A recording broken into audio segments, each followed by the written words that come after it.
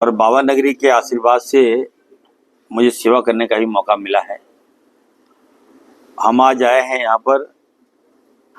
आने वाले दिनों में आप देख रहे होंगे श्रावणी मेला है यहाँ, और इस मेले में लाखों लाख श्रद्धालु आते हैं यहाँ और बाबा का आशीर्वाद लेकर जाते हैं। ऐसे में मेरी बहुत बड़ी भूमिका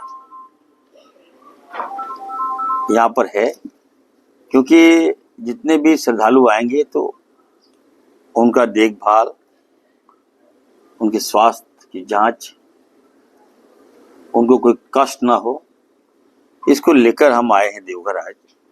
और एक समीक्षा हम कर रहे हैं और बहुत जल्द एक पूरे विभाग की समीक्षा हम करेंगे, जिसमें विभाग के तमाम आला पदाधिकारी भी होंगे। आज हम सिविल सर्जन को बुलाए हैं।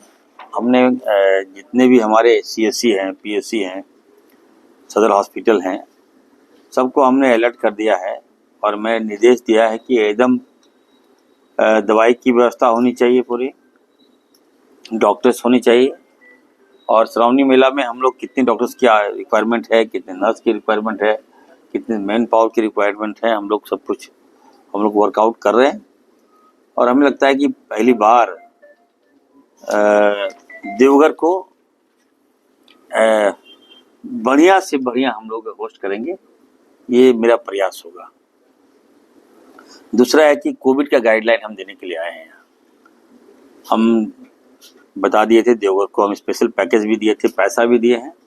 और हमने कहा है कि देखिए, हो सकता है कि JN1 जो वेरिएंट है, जो आया हुआ है अभी, तो दुमका बासुकीनाथ हुआ, बाबा नगरी हुआ, देवघर जिला हुआ, दुमका जिला हुआ, जामताड़ा, पूरे संथाल परगना में हम लोग अभी तक कोई कोविड का पेशेंट नहीं मिला हम लोग को, लेकिन फिर भी हम लोग अलर्ट मोड में हैं और हम लोगों ने पूरी तैयारी कर ली है। अगर कोई पेशेंट मिलता है तो निश्चित तौर पर हम लोग उसका समुचित इलाज करेंगे। सभी हॉस्पिटल में आप देखिएगा कि जितना ऑक्सीजन प्लांट है वो ठीक ठाक है। अगर कहीं कोई गड़बड़ी है तो उसको हम लोग ठीक करा रहे हैं। आइसोलेशन वार्ड भी हम लोगों ने खाली करा दिया है, रख दिया है। मुझे मान लिया अगर ऐसी व्यवस्था होगी तो आइसोलेशन वार्ड भी हमारा तैयार है, दवाई भी तैयार है, किट भी तैयार है। तो फिर भी हम लोगों से अपील करेंगे कि थोड़ा सा आप लोग भीड़ भाड़ से अभी थोड़ा बचिए। और ख़ास करके एयरपोर्ट हुआ, रेलवे स्टेशन हुआ, बस स्टेशन हुआ, तो वहाँ पर हमारी टीम लगी है, डॉक्टर्स वहाँ पे लगे हुए हैं। और लगता है कहीं किसी पेशेंट को भी बुखार है, फीवर है, खांसी है या हेडेक है या एबनॉर्मल पेशेंट कर रहा है, तो वैसे पेशेंट को हम लोग टेकअप कर लेंगे अपने अंदर और उसका हम लोग समुचित इलाज करेंगे, जांच करेंगे। पहले जांच करने में अगर वो हमारा पेशेंट अगर पॉजिटिव आएगा तो उसको हम लोग एडमिट करेंगे, अगर नेगेटिव आएगा तो उसको हम लोग सही सलामत डिस्चार्ज करेंगे। तो ये हम समीक्षा किए, ये हमने निर्देश दिया है।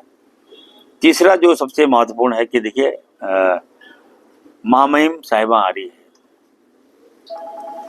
तो झारखंड के लिए गर्व की बात है और ख़ास करके मेरे लिए भी गर्व की बात है कि वो एम्स आ रही है। एम्स में वो आएंगी और डॉक्टर्स को भी हम लोग वहाँ पे सर्टिफिकेट हम लोग देने जा रहे हैं। तो ऐसे में कुछ और है कि जो एम्स है हमारा, तो एम्स तो अभी पेरिफेरी में चल रहा है, ऊपर ऊपर अभी, लेकिन डीपली अभी तक चालू नहीं हुआ है। क्यों नहीं चालू हुआ है, क्या कारण है, तो इस पर भी हम समीक्षा करेंगे। इस संबंध में मेरी डायरेक्टर से आज वार्ता हुई है, तो मैंने डायरेक्टर को बताया कि थोड़ा सा राज्य में एम्स है और राज्य का मैं मंत्री हूँ, राज्य सरकार हेमंत सोरेन जी की सरकार है, मजबूत सरकार है, तो मिसअंडरस्टैंडिंग नहीं होनी चाहिए। महामहिम आ रही है तो कम से कम इसकी जानकारी हमारे माननीय मुख्यमंत्री जी को होना चाहिए, माननीय मंत्री को होना चाहिए, और होगा तो हम लोग और अच्छे से वेलकम करेंगे ना। एक मैसेज आएगा, डायरेक्टर तो आज हैं लेकिन पहले तो महामहिम को हम पहले से जानते हैं। तो सारी बातें हुई है, तो कुछ गैप था जिसको हम लोग फुलफिल कर लिए। मैं अभी आया हूँ, पूरी तैयारी हम कर रहे हैं, महामहिम का वेलकम करेंगे। बाबा नगरी में महामहिम आ रही है, तो इससे बड़ी बात और क्या हो सकती है। दूसरी बात ये कहूँगा, मैंने ये भी कहा है डायरेक्टर को कि एम्स जो है बहुत अच्छा संस्था है, इसको बेहतर से बेहतर क्या करें आप मुझे सुझाव दीजिए, मैं उसको फुलफिल करूंगा।